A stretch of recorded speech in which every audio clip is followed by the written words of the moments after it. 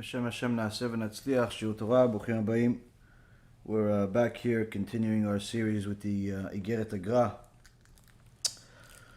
where the Gaon of Vilna, for 200 years ago, wrote a letter, of course in his eyes a simple letter, that fulfills the Gemara for us, where Chachamim, even their Divrei Chulin, their basic idle conversations, require limud, and we've already done more than a couple of dozen lectures about this particular letter, and Be'ezrat Hashem will have at least another dozen lectures to complete the letter, because we're studying each and every single line of this letter, and we see how much wisdom is in a simple idle letter in the eyes of the Gra, of course, but in our eyes, of course, the endless words of Chokhmah.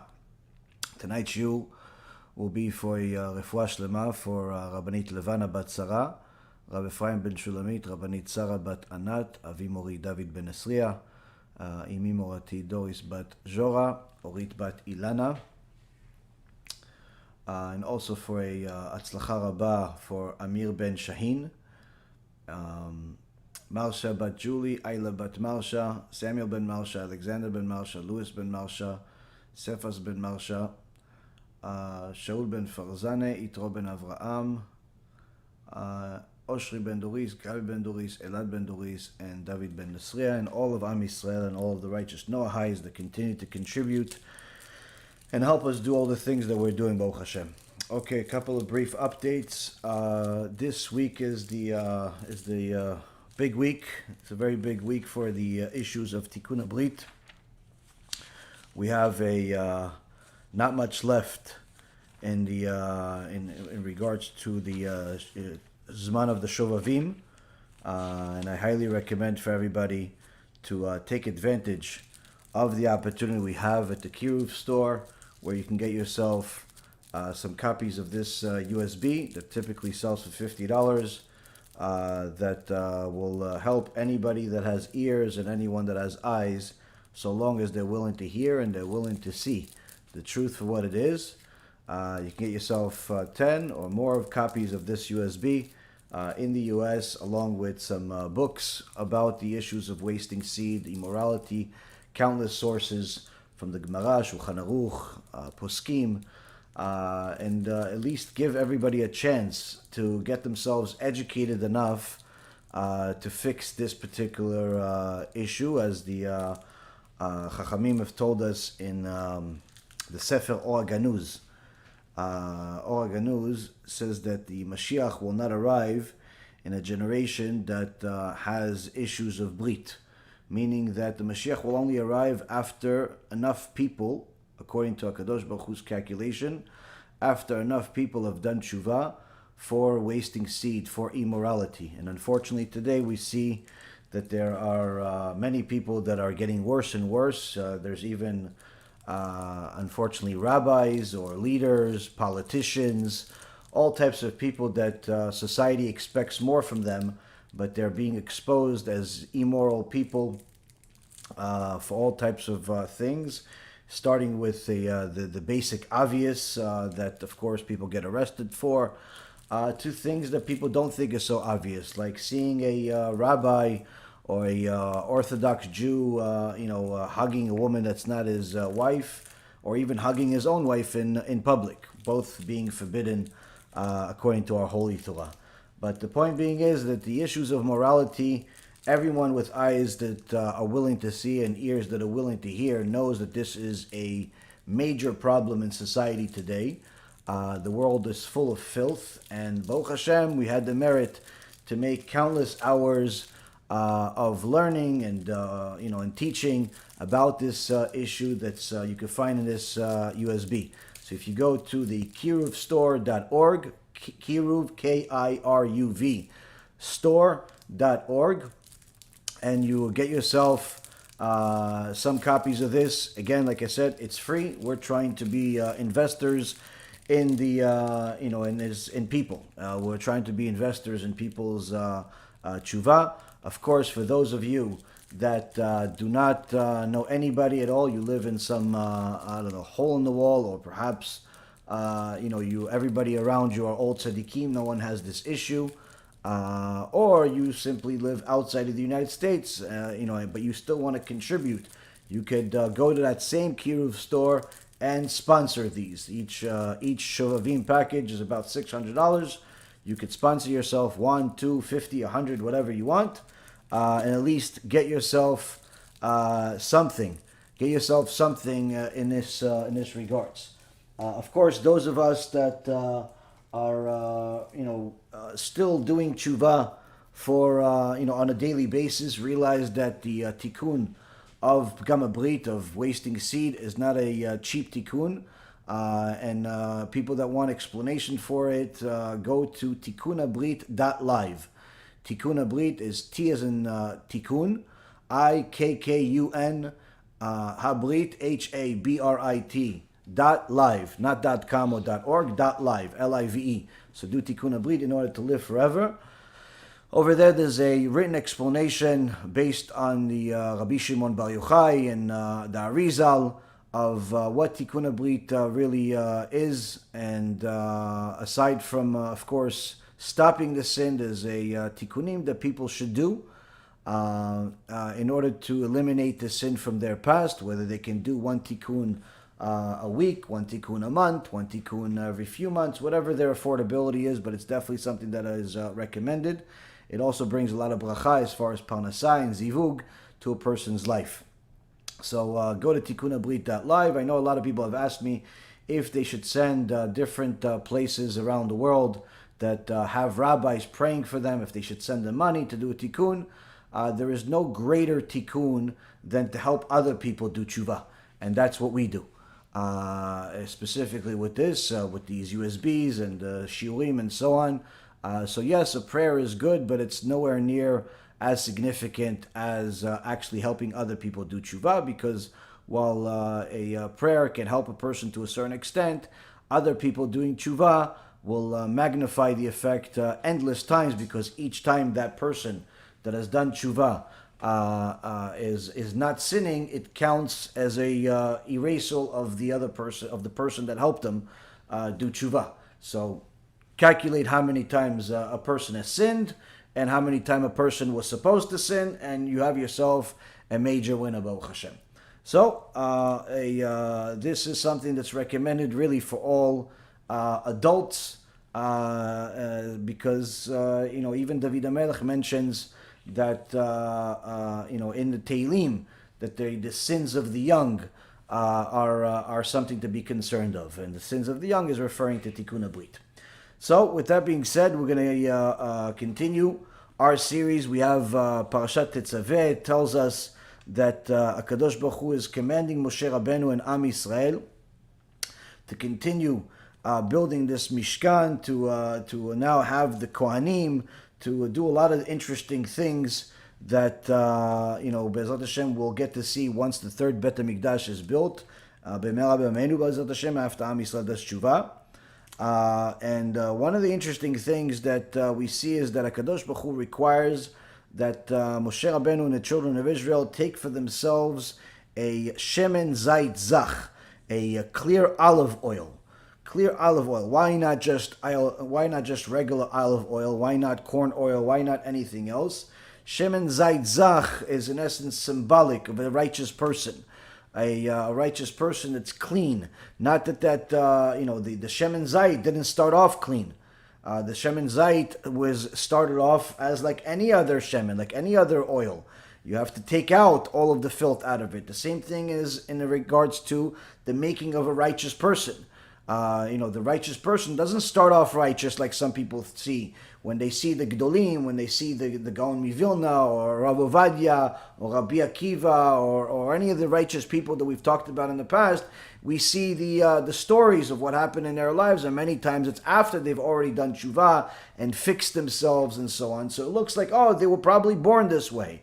No, but even Moshe Rabbeinu wasn't born that way, as the Midrash says that Moshe Rabbeinu once had a king send messengers to him that wanted to draw the face of Moshe Rabbeinu, and they drew Moshe Rabbeinu, and then they came back to the king, and the king saw this image, and then he gave this art, this, to his experts that knew how to read the face of a person and tell you about this person. So these people, these experts, told the king. They didn't know who was being drawn. They told him, listen, this person is a murderer. This person is an angry person. This person, and again, they're referring about Moshe Rabbeinu, and at that time he's at Mount Sinai. So this is a Moshe Rabbeinu at its peak. And here we have these people are telling the king, this non-Jewish king, that the image that was drawn by the artist of the king is an image of a person that's angry, that's a murderer, that's a adulterer, that's all the worst possible things you could have. The king immediately got angry because he knew who the picture was of, and he said, either the experts that I have interpreting the face are liars, and they're really not experts, they're just liars, or the artist really didn't go and see Moshe Rabbeinu, they didn't really see Moses, the Jewish leader, and they really just came back with nothing. So both, of course, are decreed to die, but they both plead to the king, please, don't kill us. We really are telling you the truth. Now the king was a wise king and said, okay, you know what? I'm not going to kill you, but I'm going to have to validate. I'm going to see. I'm going to go to the desert and go see this Moses and see which one of you is a liar. And as you would have it, the king goes to the desert, is welcomed to see Moshe Rabbeinu, and he sees that Moshe Rabbeinu looks exactly like the pictures. Exactly like the pictures. Immediately he turns to his wise men and he tells them, you're all liars. I'm going to kill every single one of you. Moshe Rabbeinu tells the king, no, your highness, they're not liars. What they said was right. They see on my face what I was born with. I was born with anger. I was born with the trait to kill. I was born with certain traits that would have a desire for immorality. He says, yeah, but you speak to God and you're a righteous person. How could that be? He says, I was born that way, but I used the Torah to soften myself. I used the Torah to make myself a pure olive oil. Each person that is doing tshuva has to know that wherever you started is not necessarily as important as wherever you're planning on going. But that's not going to be a simple process. It's not going to be a quick process, and quite frankly, it's not going to be a process that ends during your lifetime. It's supposed to end at the end of your lifetime, because if it ends during your lifetime, then typically you have gone astray, chas v'shalom. So HaKadosh Baruch Hu asks Moshe Rabbeinu to bring for Am Yisrael, bring for the Bet HaMikdash, for the Mishkan of the desert, a clear olive oil, and these types of tools and the Kohanim, the vestments, all the different things that are happening here, all of these things have to be handled by specific people, not just anybody. And here in the Pasuk, in chapter 28, verse number 3, HaKadosh Baruch Hu tells Moshe Rabbeinu, "Ve'ata tedaber el kol chachmei lev, asher meletiv ruach chokhmah, ve'asu et bigdei Aaron lekadsho lekahano li." So he says, and you shall speak to all the wise-hearted people whom have invested with the spirit of wisdom, and they shall make the vestments of Aaron to sanctify him to minister to me. Meaning that the vestments, the clothing, if you will, that the Kohen had were not something that some fashion designer full of filth and immorality in his mind could actually make. It's only somebody that had special wisdom that HaKadosh Baruch Hu instilled into that person. But here we learn is that HaKadosh Baruch Hu didn't instill that wisdom into just anybody. He didn't instill that wisdom into anybody just because of his, which family he was from, how tall he was, how short he was, how rich he was, how poor he was, because these are all things that HaKadosh Baruch Hu blesses a person with. He specifically says that HaKadosh Baruch Hu gave this Ruach Chokhmah, this spirit of wisdom, to who? The Chachmei Lev, those that are wise-hearted people. What is a wise-hearted person? Why do I care about wise-hearted people so much that I make them, of course it's in a third person, or Hashem makes them into a special people that are going to design the vestments of the Kohen Gadol that's going to speak to HaKadosh Baruch Hu and pray for Am Yisrael in the Kodesh Kodeshim, and is such a special person that is chosen to be the only one that is allowed to enter the Kodesh Kodeshim. Why do I need somebody that is a wise-hearted person to put those clothes together? Why not just somebody that's talented? So, of course, the Chachamim that we have there have told us time and time again that the wisdom of the Torah is endless, and we need the Chachamim, we need the sages in order to interpret things for us, in order to let us know how do I get from point A to point B. How do I get from thinking that I'm religious enough to really being a servant of Hashem? Me being a person that's religious in his heart to really being a religious in real life. Me being somebody that's anti-God to being somebody that's promoting God non-stop. Me being somebody that cares less to somebody that can't stop caring. How do I get from this point A of nothingness and terrible state to a place where HaKadosh Baruch Hu wants me to be? Now, the Chafetz Chaim said that the Talmidei Chachamim are like the prophets of the past. They are the tzofim, they are the ones who see. Where in each Talmid Chacham is obligated to warn the people that are in his vicinity and make them fear for their lives because of the explicit verses in the Torah and the prophets that foretell the woe to all those people that turn away from the Torah. And therefore this Talmid Chacham must make sure that no one regards these verses as a joke. So we see that these Chachamim that we are going to tell us how to get from point A to point B, the Chafetz Chaim says they use a strategy. What is that strategy? That strategy is to warn us. Warnings are not fun. Warnings are not something that comes with a pretty music. Warnings are usually not something that is soft-spoken. Warnings are scary, as they're intended to be, because the bigger the consequence, the more serious the message. And the Gaon of Vilna told us last week that one of the ways that a person can get an understanding of these warnings is by learning Sifrei Mussar, learning the books of Mussar, such as Mishle, which is Proverbs, or Kohelet, the Ecclesiastes, or other books of Mussar that were written by the Chachamim using the sources from the Torah. And of course, anyone that has learned a little bit of halacha, or words of the Poskim, or Gemara, or Chassidut, or anything else, and anyone that learned enough has run into words of Mussar, and many times harsh words that are scary. Anyone that has not been scared by their Torah learning simply has not learned. So how could it be that someone can say that they learned the entire Shas but still desecrate Hashem's name on a regular basis? How could it be that somebody can say they learned enough to become a rabbi but still be someone that's immoral?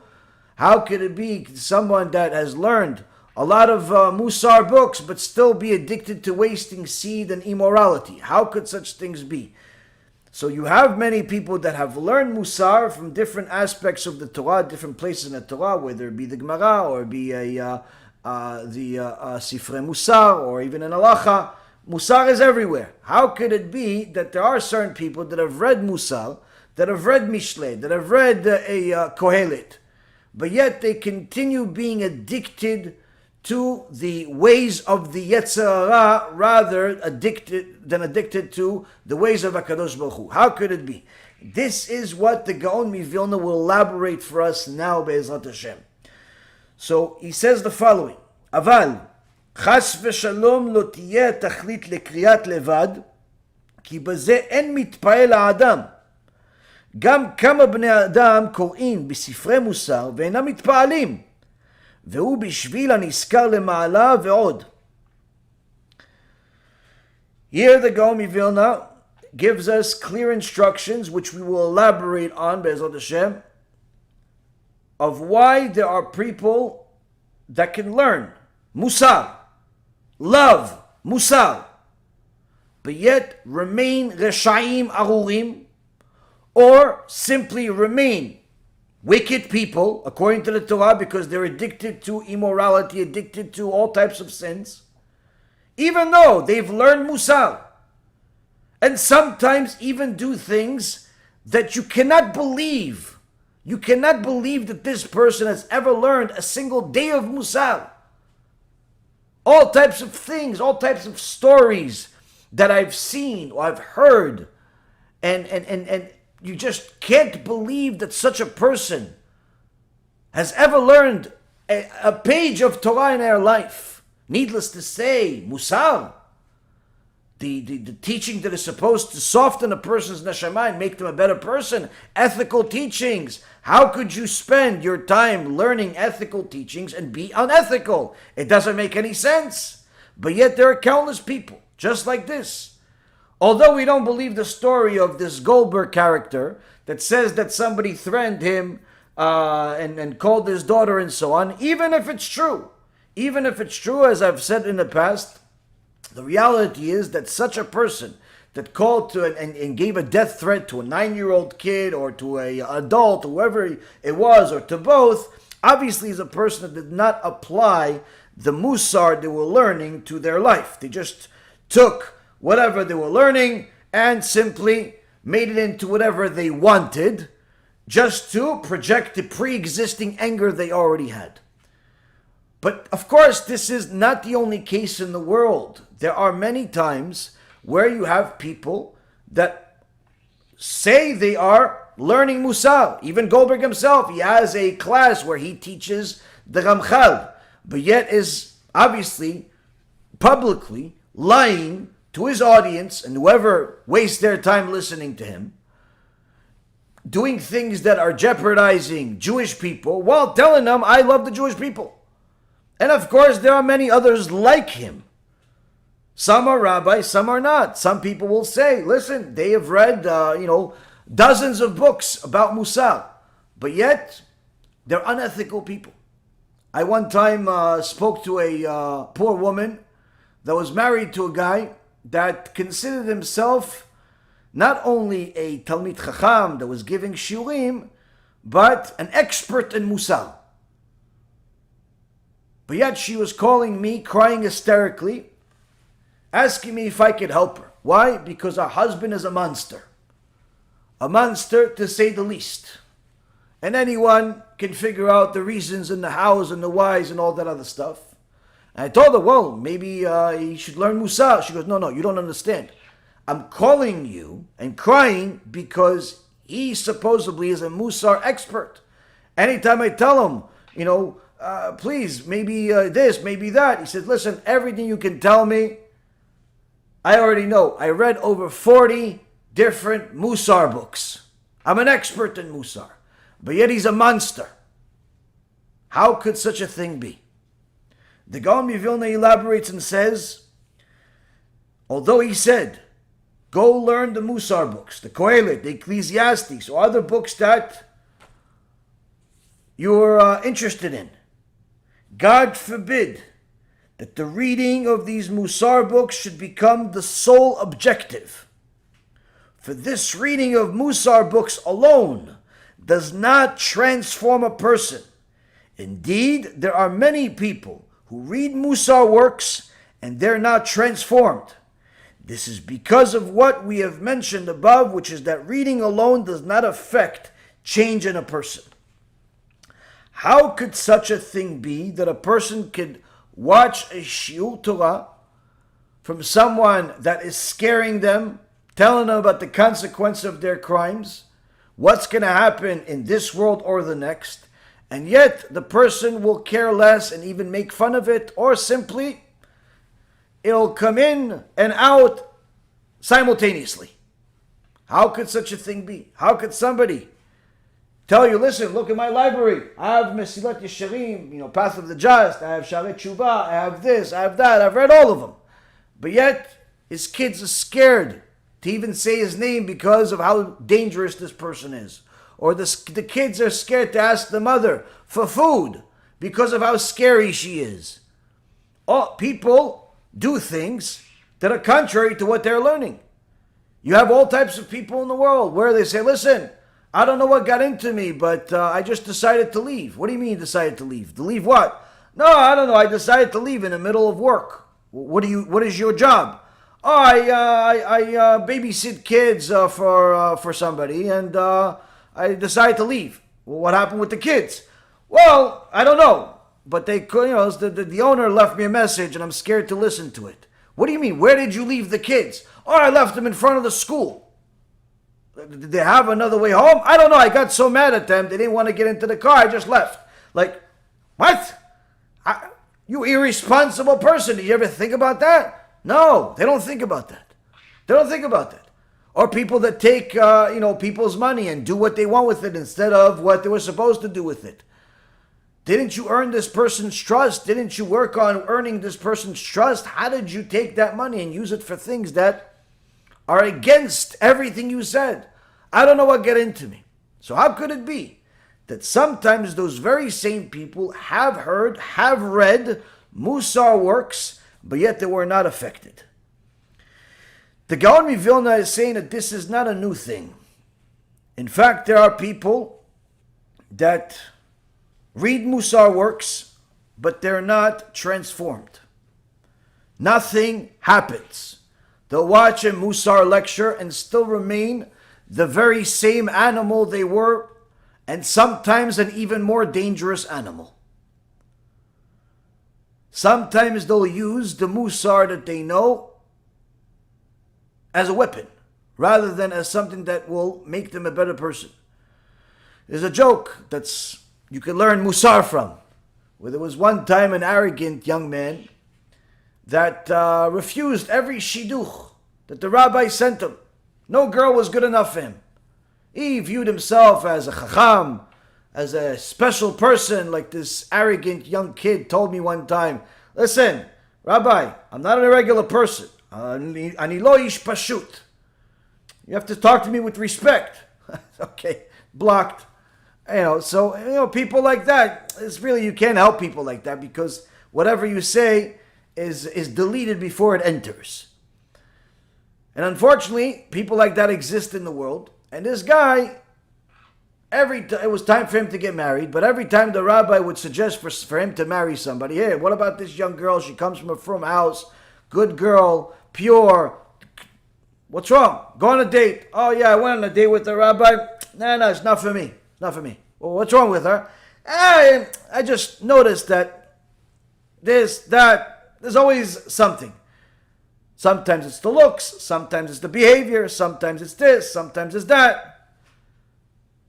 They forget that they themselves are not exactly perfect. I had one time a guy tell me, listen, Rabbi, this girl, she's a really good girl, and tzadikah, everything is good. I have one concern. Well, what's the concern? Although she's religious her whole life, when she was born, her parents weren't religious. I mean, I don't know, that may hurt the neshama, right, Rabbi? I should throw this girl out, right? I shouldn't marry somebody like that. And I'm thinking to myself, am I talking to the same person that was crying to me 3 months ago about how he's addicted to pornography? Am I talking to the same person how a year and a half ago was crying to me about how he doesn't know how to return the money that he stole? Am I talking to the same person that has told me endless amount of sins over the last 5 years that I know him?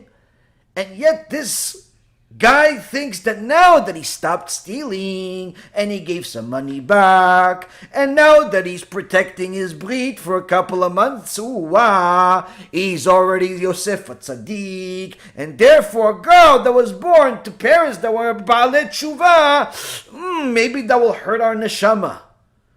And it's baffling to me, but of course I can't say this. I think it. I say, no, it's okay. B'ezrat Hashem, she's tzadikah. You have nothing to worry about. And B'ezrat Hashem, all will work out. But unfortunately, sometimes people do not look in a mirror. As the Gemara in Masechet Shabbat and several other places says, "En adam roeh chova be'atzmo." A person does not see the obligation in himself. So back to this story of this young man. Every girl that the rabbi will bring him was not good enough. There was always something not good. So of course the rabbi is a chacham and knew that it's not really the girls, it's really the guy. So he told him, listen, perhaps you should go to my friend. He is a very, very good rabbi. Go learn with him for 6 months. And come back. Perhaps that's going to open up the gate to help you find your zivug. Now, why did he send him to this rabbi friend? Because this rabbi friend was an expert in musar. So perhaps to teach this person some humility, to see that the shortage is not in the girls, but rather in him. So he sent him there. 6 months later, this kid comes back, and he says, how was it? He says, Rabbi, amazing. 6 months, I'm learning about how to be a humble person. And what do you think? Oh, I loved it. Hey, listen, I'm humble. So, okay, you ready to go on a shidduch? Yeah, of course. Well, listen, one of the girls you went with, and you met her a couple of times, she's still interested in perhaps meeting you again. What do you think? No, Rabbi, she wasn't for me. What do you mean she wasn't for you? She comes from a frum family. She's a good girl. Everything is good. What's the problem? Well, I just don't think that she comes from such a family that are really all chachamim to my caliber. I already knew that 6 months ago. Now that I'm humble, for sure she's not good enough for me. So, as funny as this is unfortunately a reality in some parts of the world, where you have certain people that they learn musar, they learn about humility, but that makes them arrogant. The actual musar they learn makes them arrogant, instead of making them more humble, instead of making them less angry, instead of making them less stingy, instead of making them all of those things that the intention is, it does the exact opposite effect. Why? Because they're using the musar as an intellectual endeavor. As the Gaon of Vilna says, God forbid that the reading should be the sole objective. They read the Mussar book, and that's where it ends. They read it. They read the Path of the Just, the Mesilat Yesharim. They read Sha'arei Tshuva. They read Chovot Levavot, Or Israel, all of the greatest Mussar books. They read them. They read Reshit Chochmah. They read. They read. You could even test them. Say, listen, did you read those books? Of course. If I ask you some questions about those books, you could answer? Of course. You ask them the questions. They answer. This. They know where it is. They even know the sources. They even know the pages sometimes. They know. So wait a minute. So you know about the gate. You know about the need to be clean, the need to do this, clean of sins, the need to be zealous, the need to, you know about all those things, yeah. But you just did A, B, C, and E, F, G. What gives? What's going on? I don't know what got into me, Rabbi. Exactly. Nothing got into you. You read the book, you watched the lecture, but nothing got into you. You know the information, but nothing got into you. That's why anger was still there. That's why stinginess was still there. That's why your ego is still bigger than the equator. In fact, it even got bigger. That's why you still think that you're better than everybody else, despite going through the entire IGGERET Ramban that is all about how you should make your friend, your fellow, greater than you in your own eyes, and realize that it's you that needs to do work, not necessarily him first. You recite these things to your friends, to your family, but yet you yourself don't even think it applies to you. How could it be? Because the person reads, and that's where it ends.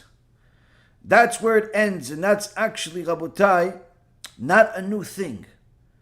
The Sha'arei Tshuva by Rabbeinu Yonah says that there are people that will not have any change as a result of their learning of musar, so long as they don't awaken themselves. And he says, if a person will not awaken himself, what good will the musar lessons do for him?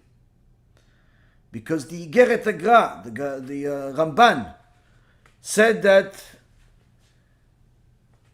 a person has to, after he completes his learning, has to delve into what he learned and see what he can apply. If a person does not do that second part, unfortunately, what he learned will be unhelpful and in fact could even be destructive. Not that without it, it's better off, but nonetheless, he's not taking the teachings to what they're supposed to be. Now the Gemara has a teaching about this. The Gemara in Masechet Megillah, in page 28b, has an interesting teachings by the sages of an event that took place. Here in this section, the Gemara is talking about how all of these different chachamim, or sages from yesteryear, would do eulogies for different Torah scholars. Rabbi Zera, Resh Lakish, they themselves would do eulogies and esped for different Torah scholars and how they would speak good words about these people and cry over them. And one time, there was a certain Torah scholar that died. And they asked Rav Nachman to do an esped on him, to do a eulogy, say a eulogy on him. Who is this Torah scholar? What was they don't say his name, but what was the story? This Torah scholar, people considered him a chacham. He learned the alachot. He learned the sifra. He learned the sifri, and he learned the tosefta. So this person learned all of the Torah that, in essence, the oral Torah that was written at that time. He learned everything. He learned the Mishnayot, the Bereitot, the Sifra, the Sifri. He learned everything. And he died. So they asked for one of the Gdolei Ador, Rav Nachman, to say an esped on him. Rav Nachman is dumbfounded by what do you want me to say exactly? What do you want me to say? They're looking for him to say something nice about this Chacham. He learned so much Torah. But Rav Nachman says, what exactly do you want me to eulogize exactly? That he's that he's praiseworthy? All I can see is that woe to the person, meaning this person that died, that he is a basket full of sacred books that have been lost. So Rashi says, what does it mean? Woe that this person is a basket full of books that has been lost. That although this scholar possessed a massive amount of information, like what was mentioned, the Sifra, the Sifri, Tosefta, and so on, he is like a basket holding many books. But unfortunately, he did not comprehend the material, since he never acquired the tools of analysis by submitting himself to the tutelage of a Torah sage, which in Hebrew means shimush. He never had a Torah sage, guide him, tell him what does it really mean. He simply relied on himself, relied on his own understanding. He studied by himself, no chavruta, just whatever he understood. He figured if I read the books, I have a brain, just like the Chacham has a brain. The rabbi has a brain, and I have a brain. So I don't need the rabbi. I can just read the books, and I'll understand the same thing like the rabbi does. But don't you know the Gemara says, chavruta o mituta? It's better to die than not have a chavruta. Never read that part? Yeah, I read it, but I figured that's only for some people. So therefore, Rav Nachman says this person is like a basket full of books, where he read a lot of books, he knows a lot of information, but he never really comprehended what it actually says. Because he didn't apply it to his life. And therefore he failed to grasp the reasoning behind the rulings, the reasoning behind the halachot, and was unable to deal with difficult and conflicting information. And that's why Rav Nachman did not regard him as a bona fide scholar, rather just somebody that knows a lot of information. That's it. Google also knows a lot of information, but we don't call Google Talmid Chacham. Google knows a lot of info, but it's not a Talmid Chacham. Why? It doesn't know what to do with the info. There are plenty of people that know a lot of information, but do not understand it to the capacity where they know how to apply it to their own life. And therefore, these very same people are the ones that end up becoming a Chilul Hashem rather than a Kiddush Hashem. They have information. They have enough information to write a book sometimes. They have information to give a lecture.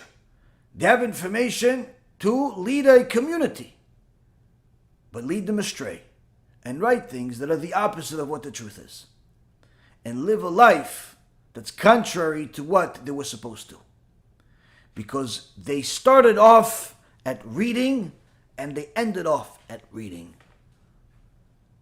The most critical part of applying never took place. Now, many times there are people that focus on learning based on quantity. So, person will start learning. What are you doing? Oh, I started. I'm serious. I'm committed. Great. You're learning X amount of hours per day. Chazaku Baruch. Very good. What are you learning?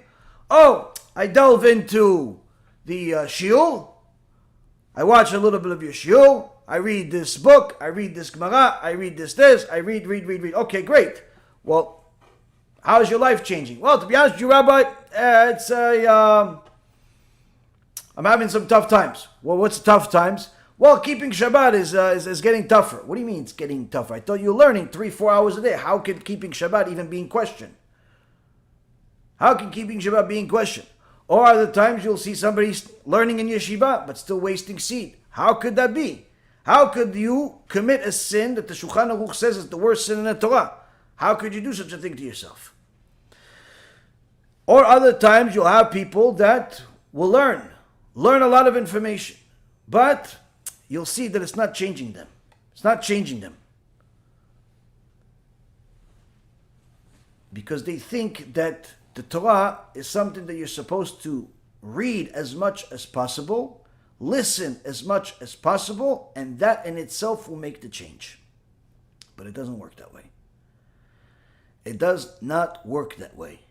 Change doesn't happen by itself.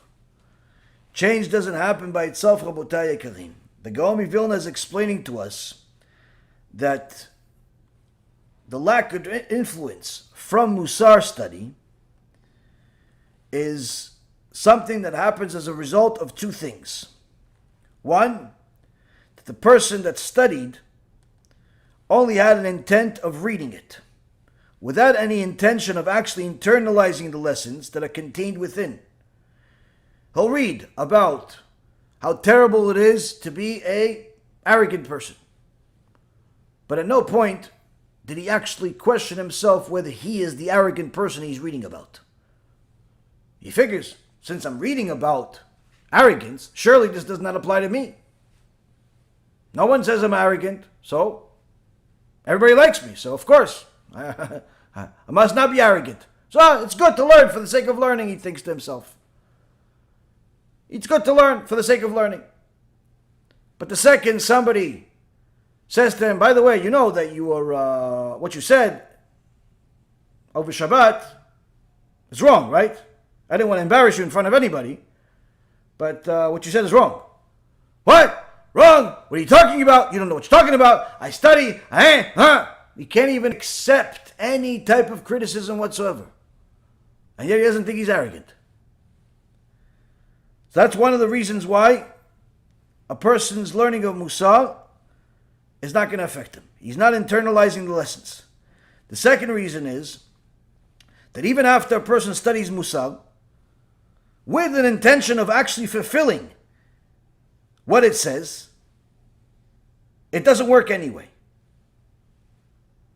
Why? Because he doesn't take enough action.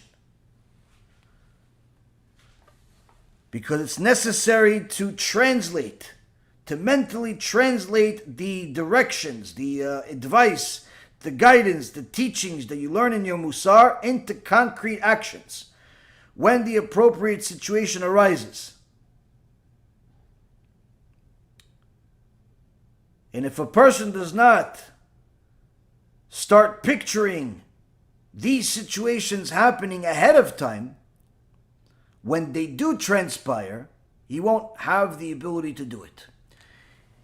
In the world today, something that became very popular, unfortunately because the Goyim popularized it, and rather than people learning Judaism, is the word mantra, where somebody will say something, a certain message, usually it's about success or happiness or something like that, and they'll say, I'm going to be happy, I'm going to be happy, I'm going to be happy. Or if they look in the mirror and smile, force themselves to smile for 20 minutes straight, or if they say all types of different messages to themselves, it's in essence supposed to affect a person, and does have a certain temporary effect on a person. It does. But the reality is that mantra comes from our sages, comes from the teachings of the Torah. And the way that a person is supposed to use the teachings of musar especially is by not only learning about arrogance, not only learning about anger, not only learning about all types of issues, but actually take that teaching and start picturing something happening in their mind that would typically make them have that negative reaction, and already start picturing themselves overcoming that obstacle. Yeah, if she says that and he does this, which typically makes me really, really angry, what am I going to do in order not to get angry?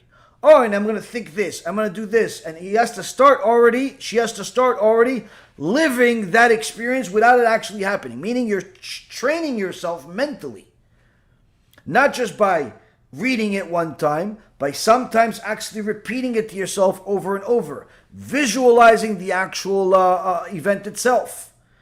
And that's actually one of the things that Rabbi Israel Misalant, alav shalom, reignited into the world with the Mussar movement, where in a sefer called Or Israel, Rabbi Israel Misalant says that learning Mussar, the basis and the foundation of it is to transform the person's essence. And his Talmid, Rabbi Yitzchak Blazer, elaborated on Rabbi Israel's point. What does it mean that this Mussar teachings is supposed to transform the person, to transform his essence? What does it actually mean? He says that Rabbi Israel Misalant introduced something to the world that's called Mussar Beitpa'alut, which is learning musar with enthused fervor. And this is what he wrote, Rabbi Yitzchak Blazer. The most beneficial is musar when it's studied with enthused fervor. And our master Rabbi Israel Misalant changed the face of musar study and clothed it in another form, where in the past, even those who at times learn musar out loud, they did so in a manner, in a tone that's similar to learning Gemara and Poskim.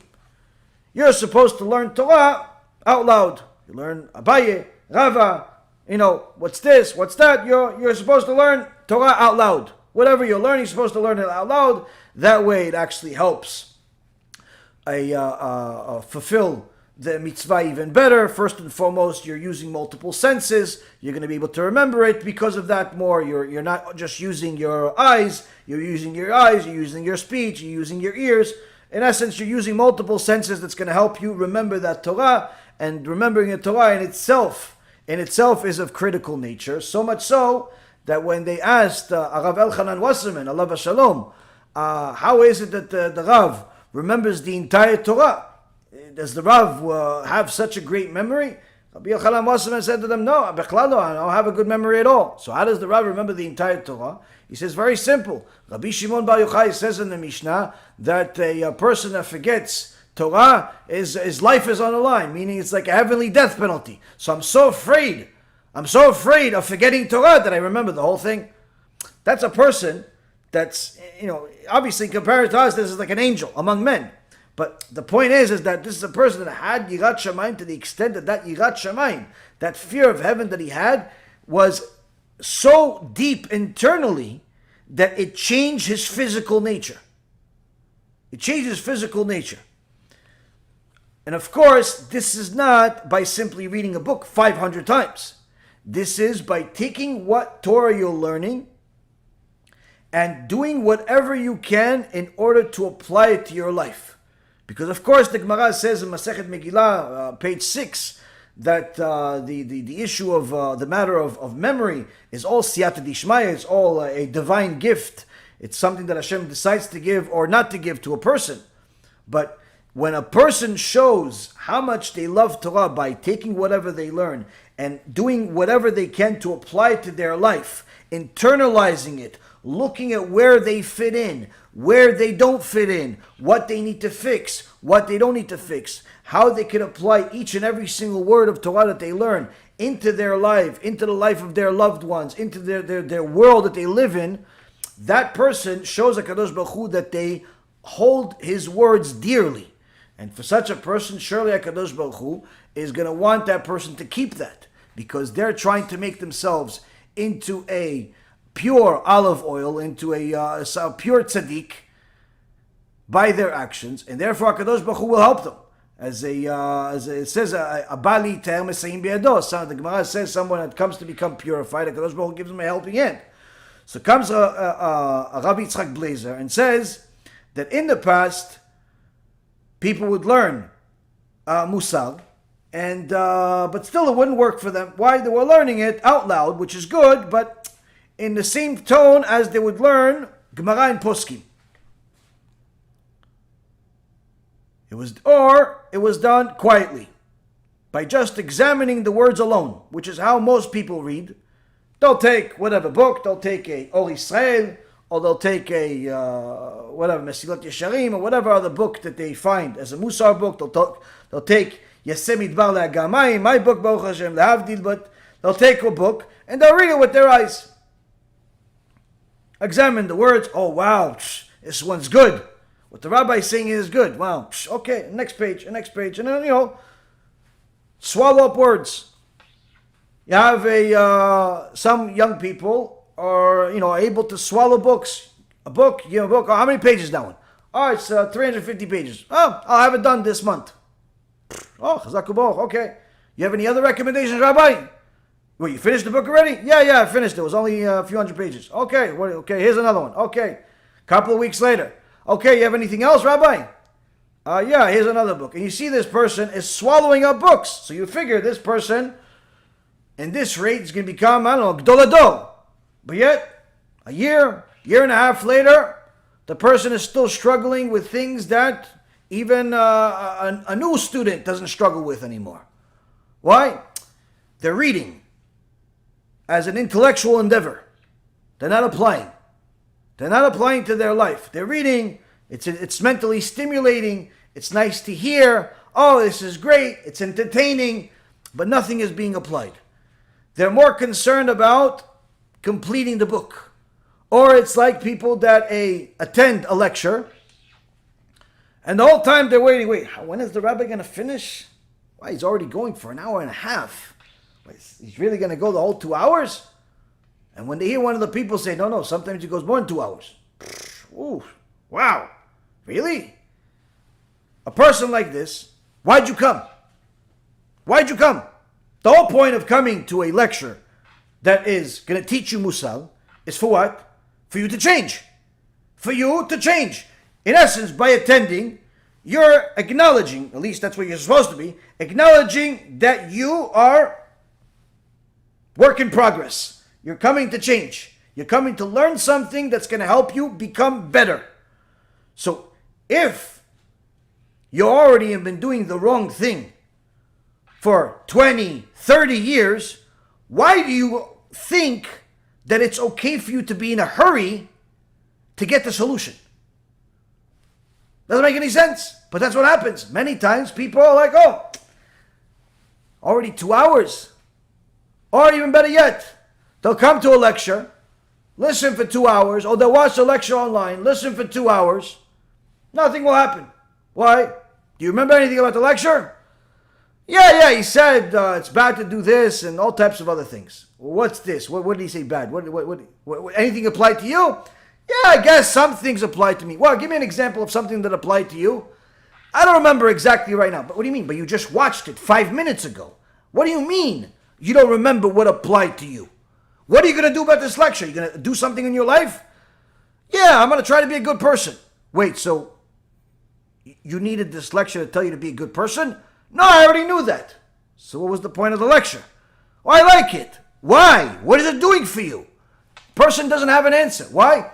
Because they're coming into the lecture without any actual strategy of, I'm going to try to take this information from this book, from this lecture, and try to pick it apart to be able to apply it to my life. Take something, apply it to my life. 1,000,000 times I've told people that watch my lectures, write down what I say. How many listen? Very few. Very few. Why? People are spiritually lazy. They figure, listen, I'm listening, I'll remember. You won't remember. How about this? Even the speaker doesn't remember everything that he says. Sometimes people tell me, remember, Rabbi, you said such and such. I said, I don't remember. No, you said it, 6 months ago. Oh, Baruch Hashem, thanks for reminding me.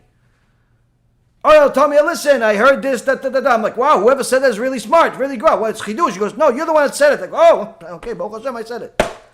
What do you think, I remember everything I say? If I don't remember everything that I say, how are you going to remember everything that I said? But that's the thing, people, they don't want to push that extra mile. They don't want to go that extra mile. Why? Because they don't see it as extremely necessary. They don't see it as extremely valuable to the same capacity it's supposed to be. Thereby, they could literally be watching lectures for a year, 2 years, 5 years, 20 years, and still stay the same thing. Of course, Baruch Hashem, HaKadosh Baruch Hu has mercy on us, and He sends us many people that also change, that do improve, that do become better, but not everybody. Hence the reason why we have to use some secret weapons, which we'll get to in a moment, to help people push themselves even when they're not intending on pushing themselves. But Rabbi Yitzhak Blazer says that when a person is learning musar, in the same fashion as they learn Gemara or they learn Poskim, or in the same fashion as they learn other books, they do it quietly or they just do it in a certain tone that's calm, it's not going to affect them. He says, our master Rabbi Yisrael Misalant taught us a deeper methodology of learning musar, where there are two aspects of benefiting from studying for musar. The first one we already discussed, where a person has to come into it with a learning musar with enthused fervor. And the second is the inspiration, whereby studying musar works, one's heart will be set aflame, and his soul is transformed, and it will be awakened within him the fear of Hashem. That's the goal of learning, is to awaken the fear of Hashem that's supposed to be there. Now, to become merely knowledgeable in musar concepts, there's no difference of how a person studies them. Even its basic comprehension is adequate. Meaning, if you just want to learn the basics of what's good and bad, you can do it in any way. But to actually apply it to your life cannot be done in any way. It has to be done in a specific way. For the purpose of acquiring a true sense of awe, to awaken one's essential fear of Hashem, simple comprehension will not suffice to make an impression there. For man is not moved by knowledge alone. We see this from the fact that man has long feared Hashem and his punishment on an intellectual level, and yet he is far from having acquired genuine fear of heaven.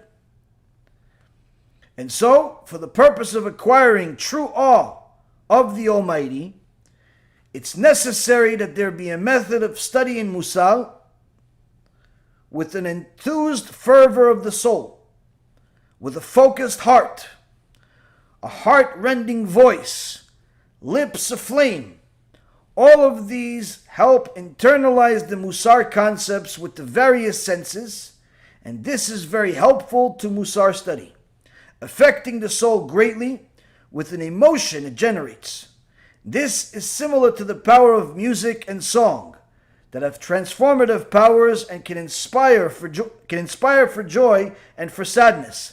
And so when one reads the words of the sages and musar works in a melancholy voice or in order to move his soul, the heart will be warmed, his soul will be roiled, all of his senses will be impressed until the fear of Hashem becomes rooted in the nether reaches of his heart. So here Rabbi Yisrael Misalant, student, Talmid Muvak, one of the other Gedolei Hador, Rabbi Yitzchak Blazer, tells us that to have this enthusiasm is not a recommendation, but a requirement. Because knowledge alone of the difference between good and bad is not enough. A person must make sure that they actually take their teachings much more seriously, where they have to mentally prepare themselves to the learning, where they're looking for diamonds, and they're looking to buy those diamonds at any price, because those diamonds are going to perfect themselves. Now, the goal, acquiring awe of Hashem. That's the goal. The more awe a person has, the more fear a person has of HaKadosh Baruch Hu, the better they become as a person. And he says an interesting thing, that this whole goal of the different things that a person will do, whether it's repeating the same sentence over and over again, or it's visualizing a specific things happening to a person, the goal of all of it is to create emotion. It's to create emotion, similar to how music creates emotion. One thing I looked up and saw is that music that I used to listen to when I was younger and spiritually stupider, called hip-hop music or rap, has quickly become the most popular music on earth. In a study that was done, a report that was done by Nielsen Music in the year 2017, it reported that hip-hop music became the number one genre of music in the United States. In a follow-up report by the Music Universe in December 2021, just a month and a half ago, according to the Gregorian calendar, reported that hip-hop music has become the number one genre of music on the planet. Now, interestingly enough, hip-hop music, rap, is many times a individual's portrayal of his worst character traits. First, they show their arrogance. of how they are better than everybody else. Everyone else is garbage, they're the best alive, and blah, blah, blah. He is ugly, she is fat, he is this, he is that. That's in essence insulting the world in order to elevate themselves. Second, it shows how people's addiction to materialism. That I don't have to give you examples, as the cars and other disgusting portrayals of materialism are a standard across all hip-hop videos and so on. In fact, if there isn't one of the standards, examples of immorality, the video doesn't see the light of day. Third, it's an expression of anger to the teen power, literally expressing their anger at the world of how they are being misjudged, how they're under-respected, how they are a victim. They're all victims. They're making $100 million a day, but they're all victims somehow. And every single one of these people is the best, but yet is a victim. Has everything, but not enough, and all types of things. And in essence, rap is known as a angry person's music. It's by angry people for angry people.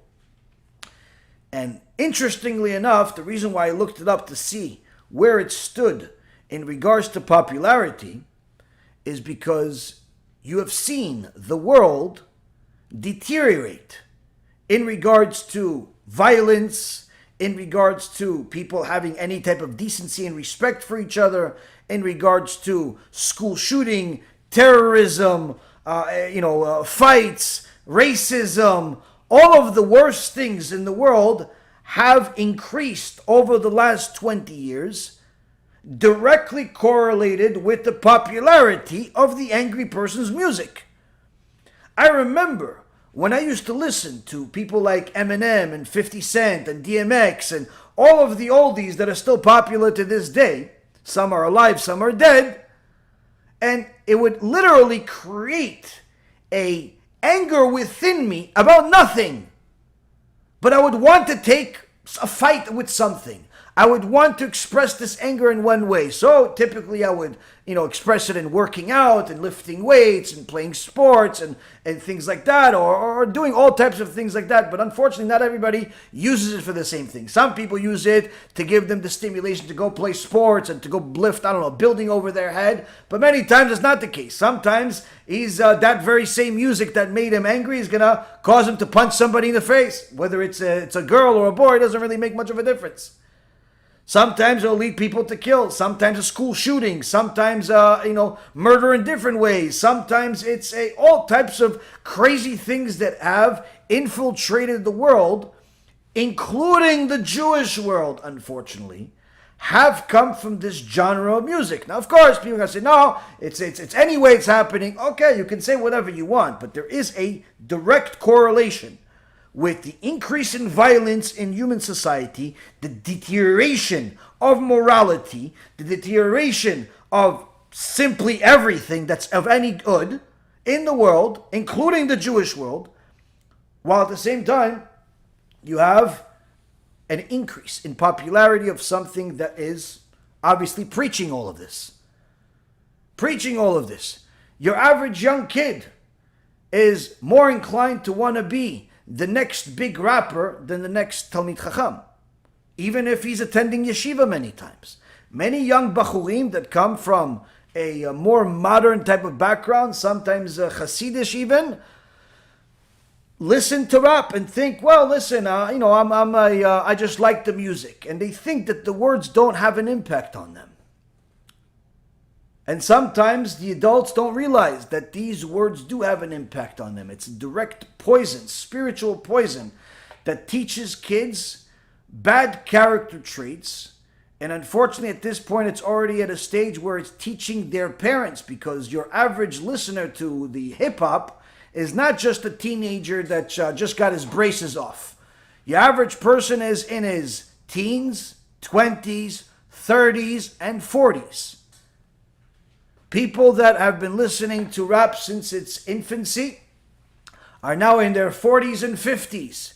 And they're as much into it today as they were back then, and their character traits are even worse today than they were back then many times.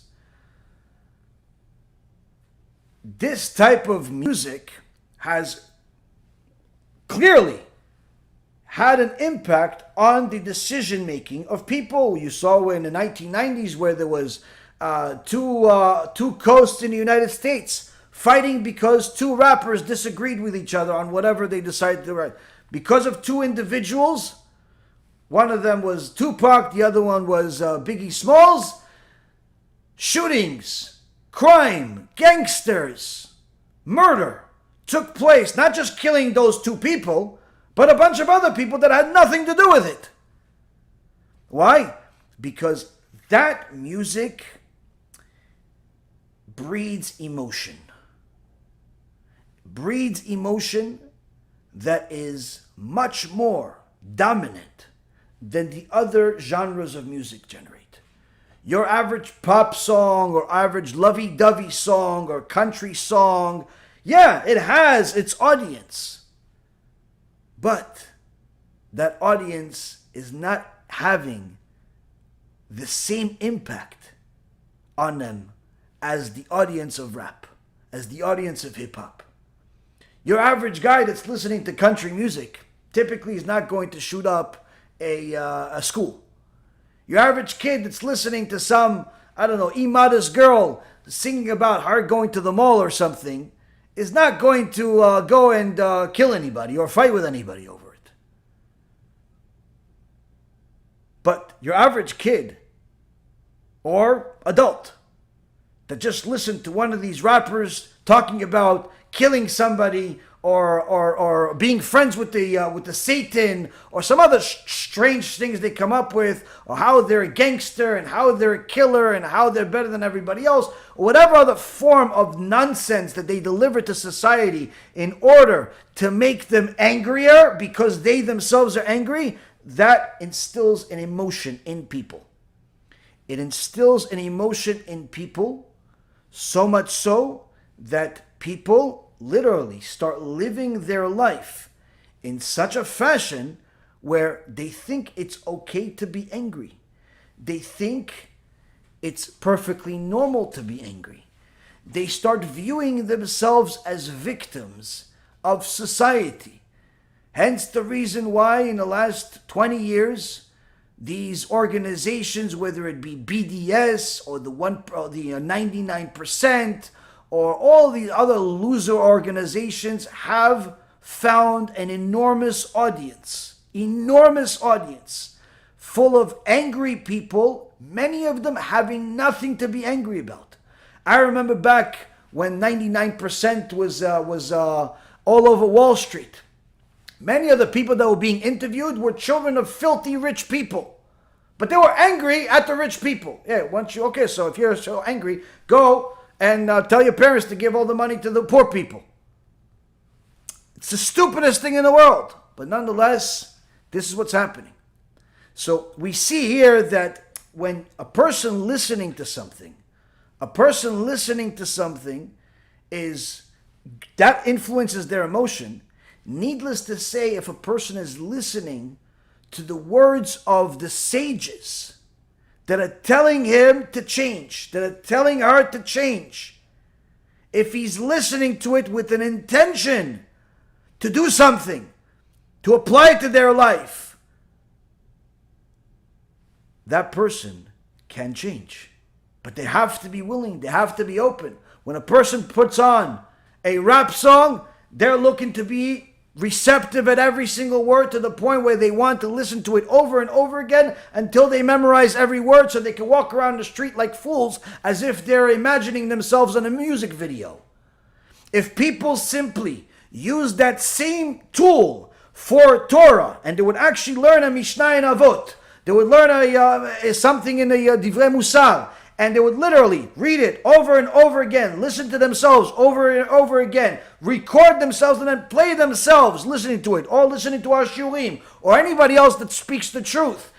They listen to it over and over again. Guess what? Little by little have an impact. But this time, a positive impact.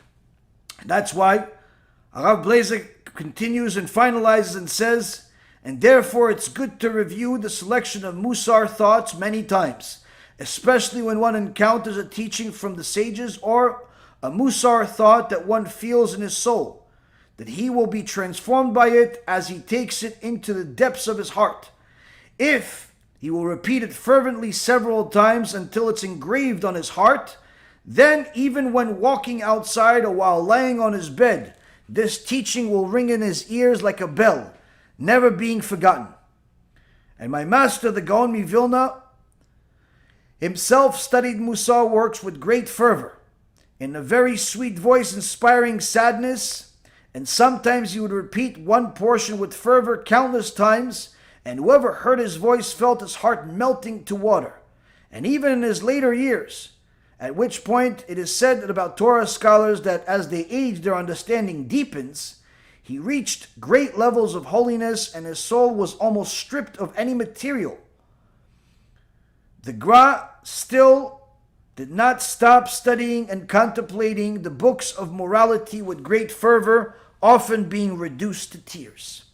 See, here we see, Rabotai, that the way for a person to learn Mussar is not just by superficially listening to it or reading it, but rather preparing themselves mentally before they even start with an intention of taking what they learn and applying it to their life and using different tools that are going to help you memorize it. What tools? Tools that will make you emotionally connected to that teaching. And from there we're going to answer the question of why. Why did the sages that we follow teach scary things? Why did they teach Masechet Gehenom? Why did they teach that Gehenom is a place of pain and punishment, says the Rambam in his introduction to the Mishnah in Masechet Sanhedrin, Perek Chelik. Gehenom is a place of pain and punishment that will come to the evildoers. And even though the Talmud did not give us a definitive description of the punishment, there are those that say that the sun will approach them and burn them, and their proof is that it's coming from a verse in the prophet Malachi, chapter 3, verse 19, where it says, "Behold, the sun of the day is coming, burning like a furnace." This is the Rambam teaching this in commentary on the Mishnah. Commentary on the Mishnah. Or in other places, you see the sages teaching things about Gehenom and punishment and what happens in Kafakela and Chibuta Kever and all these different things. Why do they teach these things? Why do they teach us the commentary on Parashat Bechukotai and Kitavo and Chumash? Why do they teach us the intricate details of what the last verse of Isaiah means, of how it's eternal Gehenom? Why do they teach us about how a person that doesn't learn Torah has no share of the world to come, and no share of the world to come means eternal Gehenom? Where when the Chafetz Chaim, when he was young and he went to a hotel on one of his journeys, he happened to sleep in a room next door to Rabbi Yisrael Misalant. And he wanted to know, what does the Gedol Ador, Rabbi Yisrael Misalant, do at night? This is the Chafetz Chaim telling the story. What does the Gedol Ador, the Rabbi Yisrael Misalant, do at night? So he went and he listened in to what Rabbi Yisrael Misalant does at night. And in those days they had the keys and the big keyhole, so he was able to see. And Chafetz Chaim tells, he says he saw the old man, Rabbi Yisrael Misalant, passing by endless times, pacing back and forth in his room, repeating the same Mishnah over and over again, that a person that does not learn Torah has no share of the world to come. And then going down on the floor, sitting on the floor and crying hysterically as he continues to repeat the very same Mishnah over and over again, of how a person does not make time to learn Torah has no share of the world to come. And he's crying. And this is not a person that didn't learn Torah. This is not a person that did not know what the Shas is or did not know everything in the Torah. This is a person that knew his entire life, but yet he was doing it. And that was one of the things that stood in the mind, engraved into the mind of the Chafetz Chaim. the image that he had of Rabbi Yisrael Misalant. Why did the sages scare themselves endlessly? Why did Rabbi Elchanan Wasserman, the Talmid Muvak of the Chafetz Chaim, write the Ikvita de Meshicha, full of scary stuff of what happens to people at the end of days, of how the people that are going to be punished the worst are going to be the rich people that don't give enough tzedakah for Torah and give it for fake causes or don't give it all. And how the wicked shepherds, the leaders of the generation, they're the biggest enemy of the people, and on and on and on. Why did the sages say so many scary things? And in fact, why did all of the sages that we have, without skipping a beat, whether it's from the world of the Rishonim, the Achronim, the Gemara, the Tanaim, the Amoraim, the Chassidut, wherever you go, all of the books that we have today, without exception, if it's someone that covered an extensive part of the Torah, the Rambam, the Ramban, any one of them, you will see at some point them talking about some scary stuff. Whether it be details about Genom or the punishment for people that do the wrong thing, all types. Why is that the only Torah that we have? And yet today they tell you, listen, someone that speaks scary, he's not mainstream. It's not for us. Wait, so are you telling me that the Rambam is not mainstream? Moshe Rabbeinu is not mainstream? Avraham Avinu is not mainstream? The Zohar Kadosh says that Avraham Avinu taught his guests, the Arabs, he taught them about Genom and what happens in Genom. Moshe Rabbeinu on the way to Mount Sinai taught all of Am Yisrael about Genom and what's going to happen to them if they desecrate Shabbat. One of the first mitzvot that Hashem gave them. A 7-week shiur about Genom. The Midrash says that when Moshe Rabbeinu was shown the Mount Sinai, HaKadosh Baruch Hu showed him Genom itself. And Moshe Rabbeinu started crying hysterically because he thought that he's going to stay there. He's never going to leave Genom. Why is the Midrash mentioning this scary shiur? Why is the Midrash telling us the details of the punishment and the horrible stuff? Why did all of the sages mention it? Whether it's in their halachic works, their musar works, their midrash works, the Gemara. Why is it all over the place? But yet today you have many people telling you that if you speak scary, you're not mainstream, you're not even welcome. You are fanatic. How could this be? Because Rabotai Yekarim, Rabbi Shimon Bar Yochai said that at the end of days, the vast majority of the leaders will be the enemy, will be the Erev Rav that's going to try to cool off the generation just like their forefather, the Amalek. Amalek is there to cool off the people, to make them not scared of HaKadosh Baruch Hu. The way for us to know that the way to connect to HaKadosh Baruch Hu begins with fear is by simply looking at the works of all of our sages, whether it be the Tanya or it be Rabbi Akiva. If you actually look at everything they wrote, you will be scared to death, because that's our Torah. That's what HaKadosh Baruch Hu wants, and that's the Torah that we have in the world, because that's the only Torah that has shaychut for Am Yisrael. That's the only Torah that has legs. The Torah that does not have fear is not Torah. It's full of lies. Because in order for us to connect to the Almighty, it begins with fear of heaven. So therefore, it's foolish for a person to come and look at our shiurim, listen to our shiurim without an intention to become scared of HaKadosh Baruch Hu. But what can we do that sometimes a person doesn't even realize? That the whole goal of learning Torah is to fear the Almighty, because the more I fear Him, the better I'll serve Him. The more I fear Him, the more likely I am to eventually love Him and His mitzvot. The more I fear Him, the better vessel I become in serving Him, because my fear of Him will remove my desires to disobey Him. My fear of Him will remove the desires to obey myself and my own addictions. My fear of Him will make me a better vessel for society, where I'll want to help people because my fear of him will make me love his kids much more, even though sometimes his kids are annoying, even though sometimes those kids disagree, even though sometimes those kids are ungrateful. My fear of him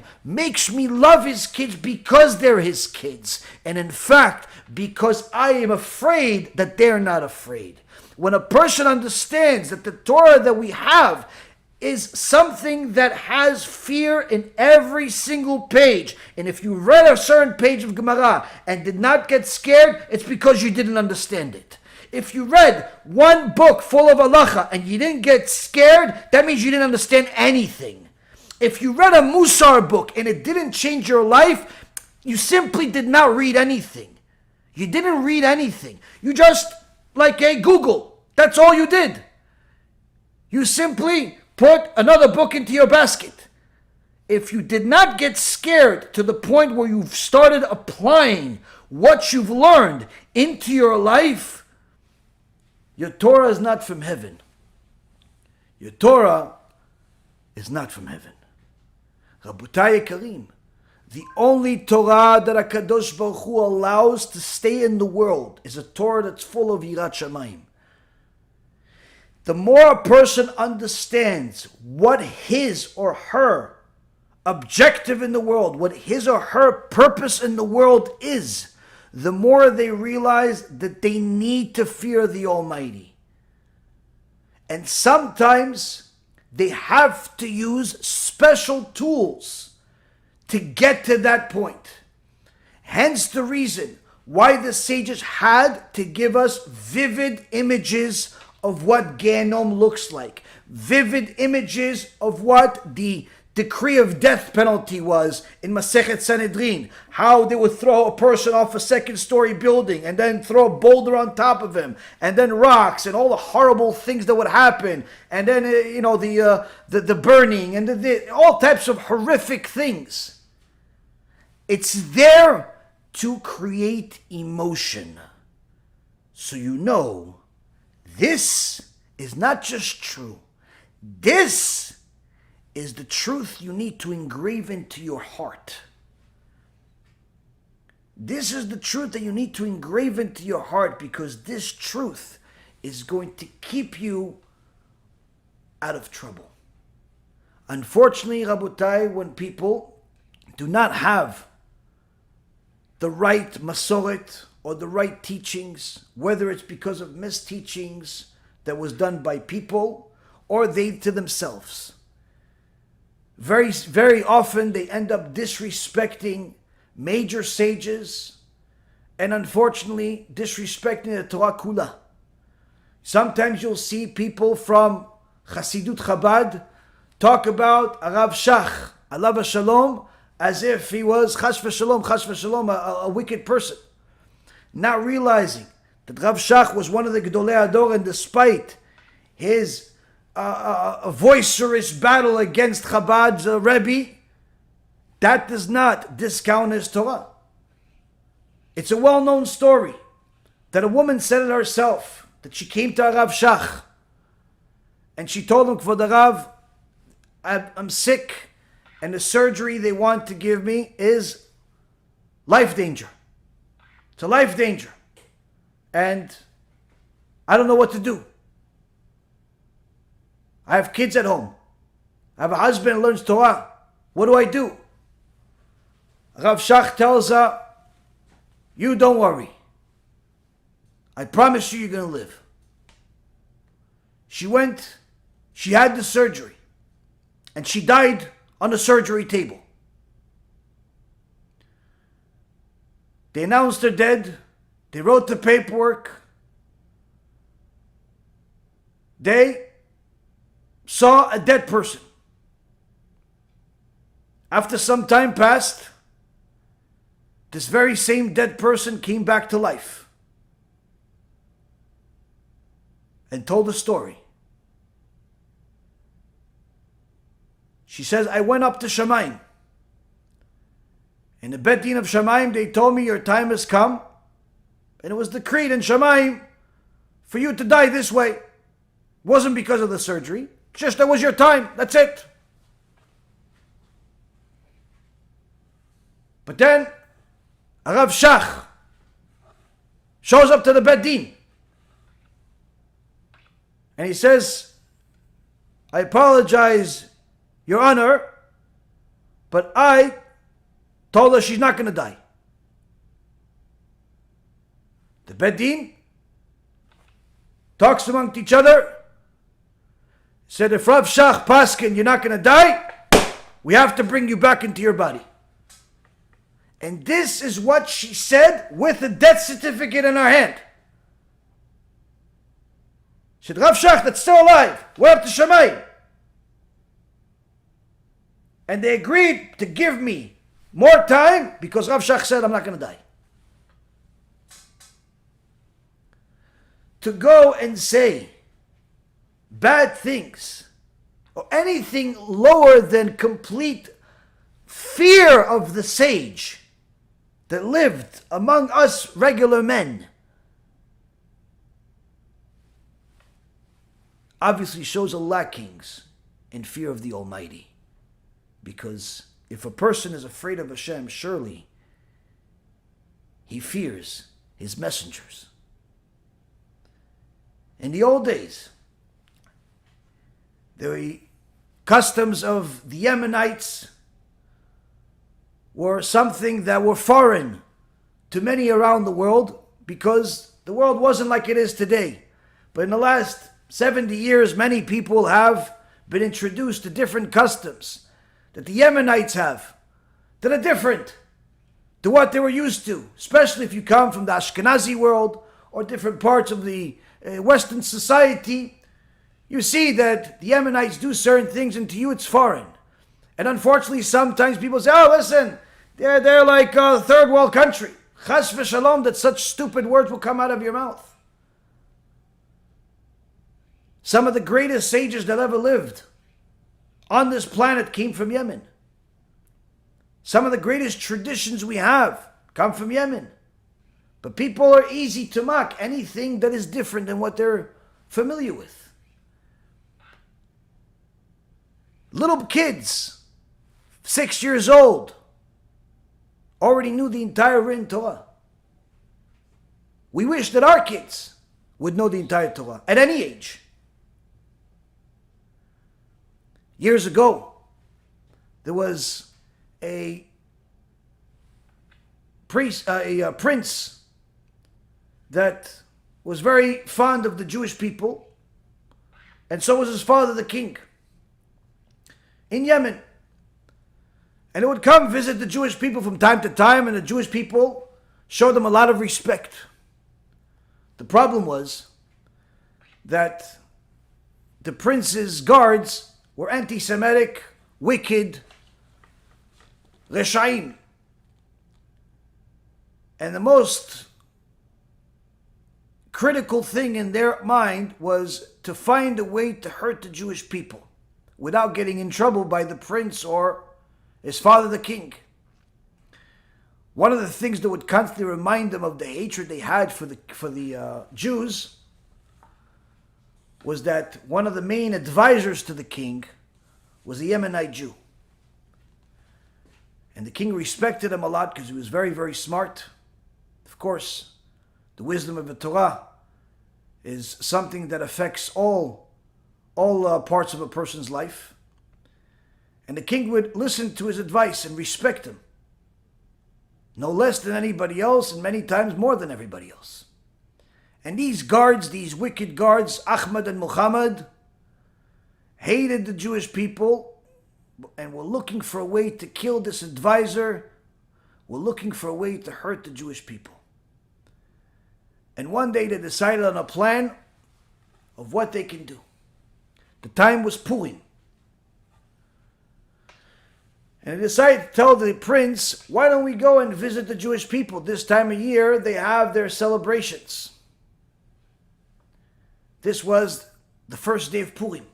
People were preparing, cooking, excited, happy, getting ready to read the Megillah. Community was united. Suddenly they hear the horses coming in and the prince is there. And people came out and were excited to see the prince. said, Your Highness, please, please let us help you. Come down from the horse and join us. Let us host you. Very kind people, the Yemenites. They love having guests. These two Arabs, Muhammad and Ahmad, knew this.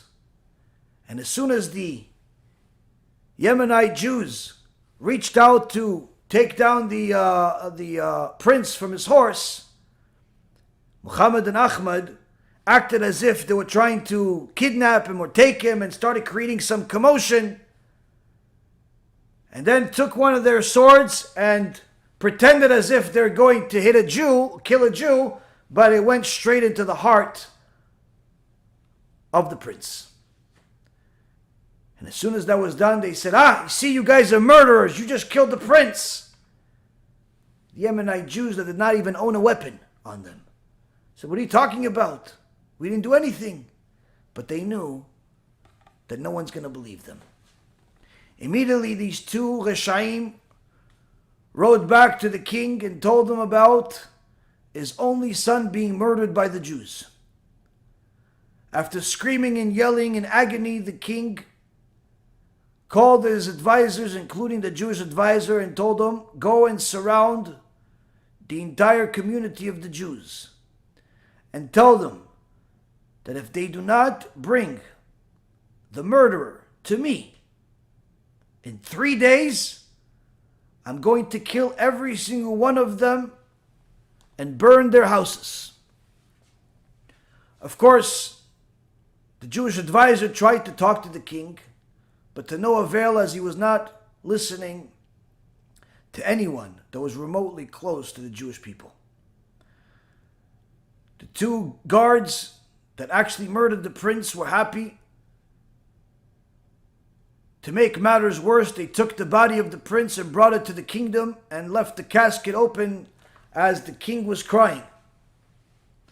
The Jewish people knew that this is a nightmare, knew that this is a disaster, and the sages in the Yemenite community decreed a 3-day fast. Both children and adults fasted during this time, praying to HaKadosh Baruch Hu for mercy, praying for HaKadosh Baruch Hu to help them. On the 3rd day, but before the fast was over for everyone was crying in the synagogue and praying. Young boy named Chaim told his mother, please give me some food. I'm hungry. The mother rebuked her son and said, no, how could you be asking for food right now? We have something terrible that's about to happen. The deadline is here. The king is going to want to know who murdered him, even though it's not a Jew, but he thinks it is. Chaim told his mother, Hashem is going to help us, and therefore there's no more reason for us to fast. The mother did not want to know what to do, so she brought the boy to one of the Chachamim. And she said, my son wants to eat, what do I do? And the big Chacham says to the boy, why do you want to eat? He says, because Hashem is going to help us. And there's no reason to fast anymore. So the sage asks the boy, Chaim, how do you know Hashem is going to help us? He says, because right after I eat, I'm going to go to the king's palace. And I'm going to prove to him who murdered the boy, who murdered the prince. The sage saw that the boy is talking serious. They gave him something to eat and they went to the king's palace. It was the sage, the boy, and the advisor to the king. The prince's body was still there in a tomb. The king was crying. And the boy comes to the king and says to him, I'm going to prove to you exactly who killed your son. People started laughing at the young boy, except the king. The boy takes out a scroll with the words emet, Aleph, Mem, Taf, written on the scroll. He takes the scroll and he puts it in the mouth of the prince. Moments later, the prince gets up and the boy asks him, "Who murdered you?" The prince immediately points to the two guards. The two guards get a shock of their life, fall on their knees, and start begging for their life after admitting that they actually murdered the prince. Of course, the king does not have any mercy on them and orders to kill them immediately. The boy takes the scroll out of the prince's mouth. The letter Aleph was erased in the process, leaving only two letters on it, Mem Taf Met, which means dead. And a big Kiddush Hashem is spread among all of Yemen because of this young little Yemenite boy named Chaim, who not only grows up to become one of the Chachamim of Yemen, but also is the one behind the custom that the Yemenites had and may still have to this day of having a Purim for 2 days rather than 1 day. When people know the details behind why different sages said what and why different parts of Am Yisrael have a custom to do what, it gives them more of a reason to connect rather than to separate. But if a person is only going to look for perfection based on what they see in the mirror, that means that all the Torah they've learned until that point has not been a Torah that has actually helped their life, but rather has been a Torah that is like a death sentence, a death potion, because they're not implementing the Torah into their life. The Torah is something that they're using to become more arrogant, to think that they're better, to think that they're above the law, to think that they can change the law, to think that they don't need to be scared of Hashem, to think that Hashem owes them something. Literally to think all of the things that are the opposite of what HaKadosh Baruch Hu decreed into this world that we're supposed to do. To be mainstream today means to be against Hashem. To teach things without fear of the Almighty is teaching things that are simply not of Hashem's. This is the reason why the sages in previous generation had to take the time to write and tell different parts of the Torah that would scare people to death. All being true, all being necessary. In our generation, since we don't have the kedusha of the previous generation, we have to use whatever tools we can.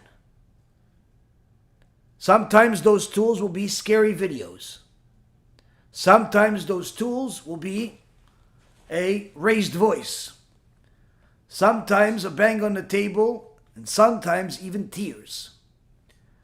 A person that cares about his people and cares about the Torah itself is going to apply the very same lessons that he's teaching into his own life, because he knows that the first student that he has to work on is himself. You see, Rabotai Karim, if you're watching lectures but staying the same, sometimes it's the speaker's fault. Sometimes it's yours. Either way, you cannot continue to do the same thing and expect a different result. It's time to change. Change requires action. The Rambam writes in his tshuvot that were put together in several different chachamim put them together, the responses. One of the publications called Blau, based on the Chacham that put it together, has the tshuva of the Rambam, has the answer of the Rambam to different sheilot, different questions that he was asked. In a publication of Blau in Chelik Bet, Siman 261, the Rambam is asked a question about the significance of the Kriya Mizmorim B'Tfilah, all of the different songs, if you will, of prayer that we have at the beginning of the Tfilah. And the Rambam writes to this simple one-line question about 30 or more lines of answers, where initially he says it's beautiful, it's teachings of musar that is going to help a person aim their heart to have kavana when they're praying. But he didn't believe that it was necessary for a person to do this in a shul. In fact, he thought that it would be a mistake to do it in shul because people should do this at home. Should already be prepared to pray before they even get to shul. Because if we make everybody do this in the synagogue, perhaps it could make it difficult for certain people, elders, or people that are weak, or even somebody that was just circumcised that day, like a convert or someone that wasn't circumcised as a young person, he mentions. These people, if you make the tefillah so long, they may not come, or they may suffer from it, or if they come late. But he says the bigger mistake is that people spend a lot of their time singing instead of focusing their kavana on the main tefillah. And so when it comes to getting to the main part of the tefillah, that's an obligation, they start hurrying up and reading it abruptly, reading it as fast as possible, and clearly making a mistake of all mistakes, the Rambam says. Because if they really believed that they were praying to God, asking Him for help, praising Him for His majesty, admiring His ability, thanking Him, if they really thought they were praying to God, then where would they get the idea that it's good to hurry this part up? And he says a person who does not rebuke his chazan, the cantor, for praying too fast the parts that are supposed to be prayed with full kavana, person doesn't rebuke him as a sinner, says the Rambam.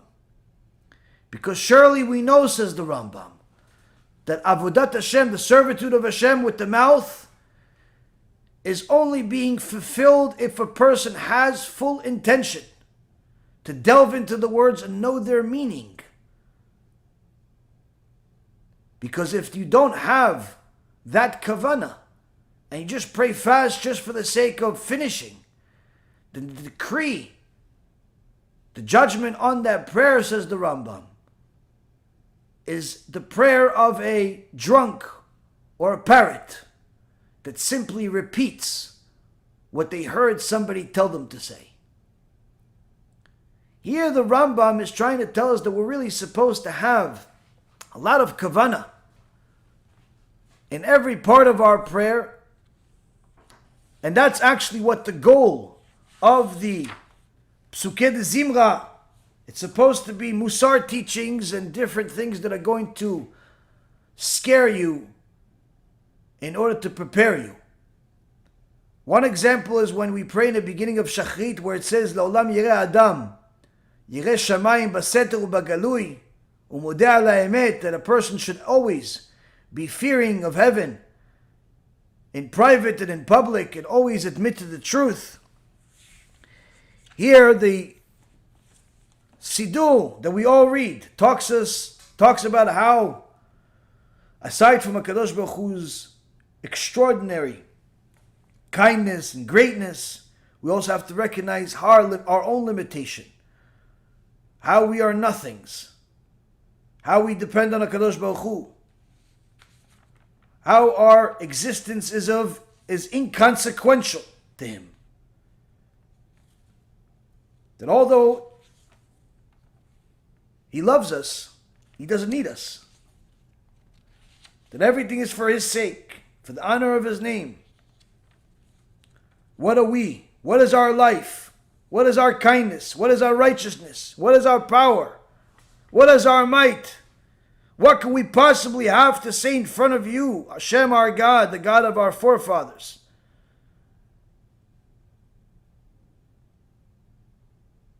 That all of the heroes are like nothing in front of you. That the people of fame of the past is as if they never existed. The wise were as if they had no knowledge. And the intelligent was as if they had no understanding. All of our actions are void and the days of our lives are worthless. Why? Why do we say these horrible things to start off the day? Because these are the type of things that when a person understands what it said, it softens their heart and prepares it to connect to the Almighty. So of course we're not at the level to be like the Rambam and have full kavanah with every single word. And it's amazing to hear stories of different chachamim that did have kavanah. Like the Rosh Yeshiva that Rav Ephraim had when he was a young boy in Yeshiva, Rav Baruch Solomon, who had so much kavanah when he would pray the Psukei de Zimra with tears and agony, that by the time they got to Amidah, he did not have the strength to get up. He would have to have help. He would have to grab something. Try it at home one time. To have full kavanah in every word that you pray in the morning. The biggest manual labor in the world is nothing in comparison. The point is that although we know we may not be at a level to have kavanah in every word that we pray, Rabbi Ephraim teaches us that at the very least, if we can't pray like that, let's not learn like that. Let's not continue listening to shiurim without kavanah. Let's not continue reading books without kavanah. Let's not continue looking for something to calm us down. Let's not continue lying to ourselves and think that we have done enough. All of us have to do tshuva. Whether you are a new Baal tshuva or you're frum from birth. Whether you are a Talmid in yeshiva, an avrech, or a rabbi. If you're alive, it's time to do tshuva. The quicker a person understands it and starts applying it to their life, the quicker they're back on the right direction. They'll be full of blessing and Be'ezrat Hashem, success. Thank you for learning with me. May Hashem bless each and every single one of us to succeed in fulfilling every words of the sages the way that HaKadosh Baruch Hu wants us to. Because at the end of it all, it's for us. Baruch Adonai Le'olam. Amen v'amen.